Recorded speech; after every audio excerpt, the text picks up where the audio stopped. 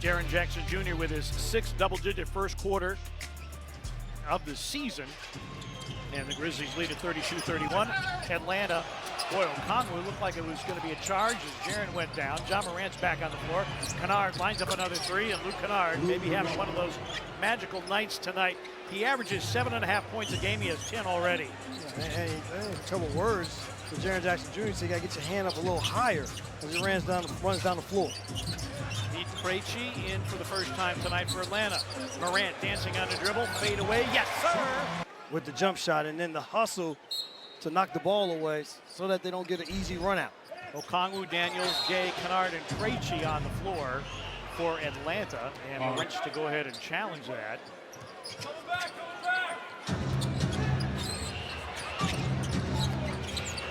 Dyson Daniels on the move against G.G. Jackson. And travel on Okongwu. See if the Grizzlies can regain control of this game they had the defensive stops that allowed them to get out and play with the pace. Haven't been able to come up with the stops as of late to be able to create pace again. Shot clock down to 10. Jaren one-on-one out of the double team.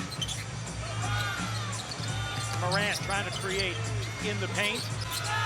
Gigi floater. And a rebound battled for, and that's going to go out of bounds, and it will be Atlanta basketball. So the Grizzlies have to be ready for that double team. When the ball goes into Jaren Jackson Jr., they got to get to their spots quicker. So when it comes out, the ball can be swung for some weak side action. Daniels, who had basically the game-winning steal the last time these teams met in Memphis. Gay with a miss, and Okongwu comes over the top. It's a loose ball foul.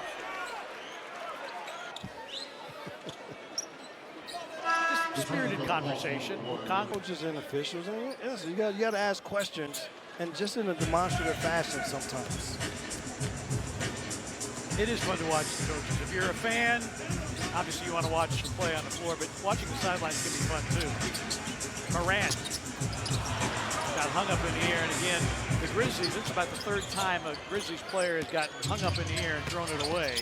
And one thing you have to do when you play against defensive teams that are steal teams, you got to make the next pass. If you try to make two passes away, that's usually when you get in trouble.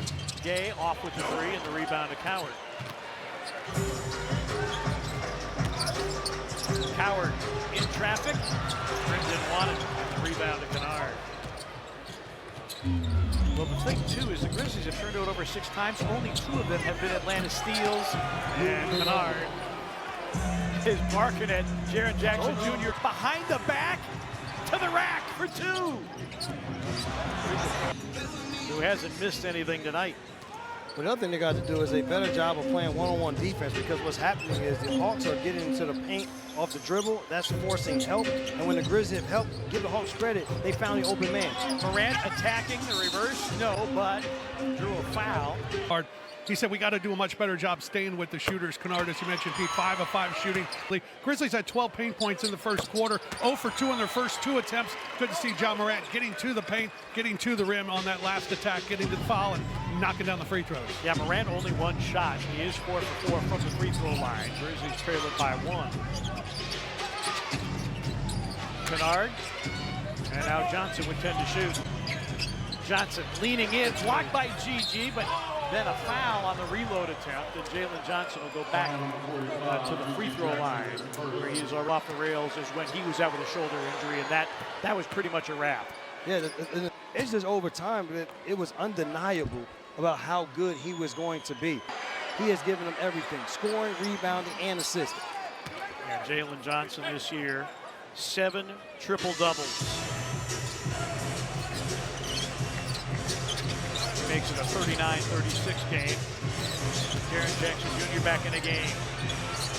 Coward. Gigi regaining his balance for 2. Oh, wow. How quick was that spin? That was great dancing. Wow. That's called making something out of nothing there. Dyson Daniels left it short. Landale into the game with the defensive rebound. Morant, full head of steam into the lane. A 3 by Landale is through. So when the Grizzlies are able to get stops, they can run and create offense with pace. Oh, good hands here by Kenny. KCP with the knockaway, but it ends up in the hands of Johnson, who got to the rim but couldn't finish. Krejci off the reload. Rebound tap to Kennard. He sprays it out. A little, I want it, you want it, nobody got it. And an offensive rebound for Dyson Daniels. And the Grizzlies giving up a second chance opportunity to a not very good Atlanta rebounding team. Morant, and big body contact, got the ball back, and then Gay will tie him up. We resume play with a jump ball between Gay and Morant. Thank you. How about this play here, though? Early kneel action by... He didn't do a lot of dunks. No, he did. There were others that did that. And Caldwell Pope comes up with the ball. And the crowd now in full throat.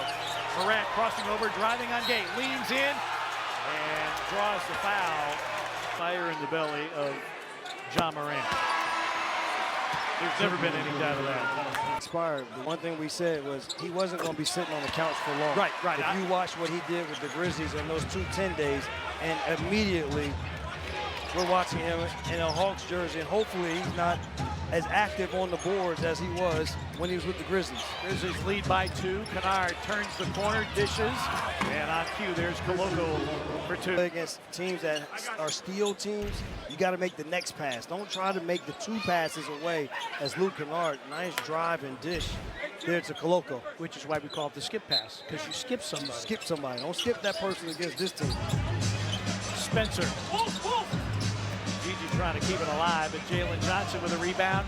Krejci running the floor, and Jalen Johnson with a great look ahead. Jalen Johnson, 5th in the league, averaging 8 assists per game. That was so nice of that. Krejci only had to catch it, take 2 steps, and lay it in. Atlanta with a 2-point lead.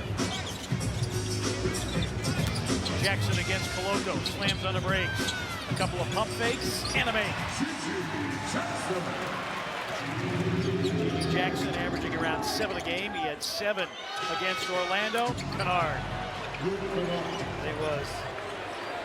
Landale knew he was a second late, and that second late meant bad things for the Grizzlies.